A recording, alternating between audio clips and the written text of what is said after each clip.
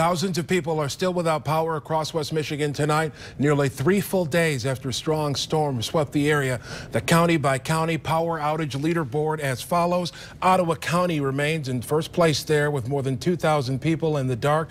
Kent County follows up with close to 1,000 people.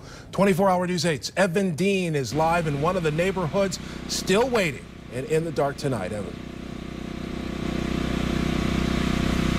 Leon, good evening. Take a look here. This is one of the biggest problems for power crews. Massive trees toppled on top of buildings and power lines. We're at the intersection of Berry and Kennewa now. You can see the lights back on here, but that's not the case just down the road. Today we talked with one man who's going on 72 hours now without power.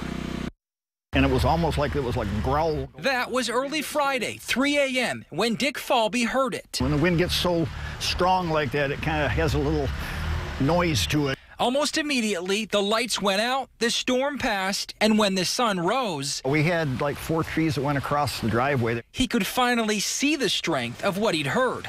Tossed trees, snapped stumps, and this.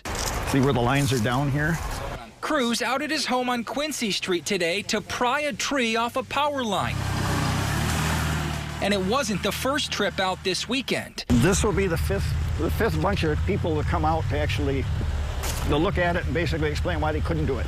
5th time's the charm, they got it done, but still no power. Fortunately for Falby, he and his wife have a generator. It's one of those things that at the time you bought it, it seemed like a waste of money. You never use it, but boy, when you need it, it's worth every penny. He's been turning it on and off every 2 hours. It's not strong enough to power the AC, but enough for showers, bathrooms, and to keep food cold. If you don't open it, it should be good. But if you open it, then...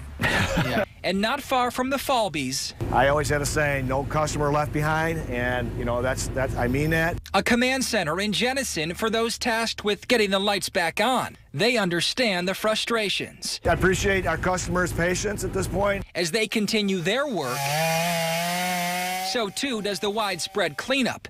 For the Falbys and so many others, it's about making the best of it. The last 3 days in one word.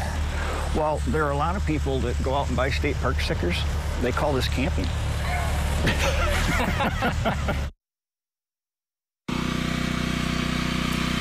Yet another generator up and running at the intersection we're at right now. And if you are using one of those, important here, experts say you should only be using them outside. They say if you have it inside, even if the doors and windows are open, it still can be unsafe. Let's give you another check one more time of that outage map. Consumers says they hope to have most everyone back online by 11:30 tonight, in a little under a half hour. But some crews and some people still out in the dark will be waiting until tomorrow. And Leon, the Falbys were in touch with crews from Consumers, and for them, they could be waiting until noon tomorrow before the power comes back on. Back to you. Patience, a virtue in all of this, but we do see that map looking cleaner and cleaner by the hour. Evan Dean reporting live for us. Evan, thank you. Our storm cleanup coverage continues over on woodtv.com. We've got a link to that Consumers Energy outage map so you can see when the power will be back on in your area. Click on it at woodtv.com.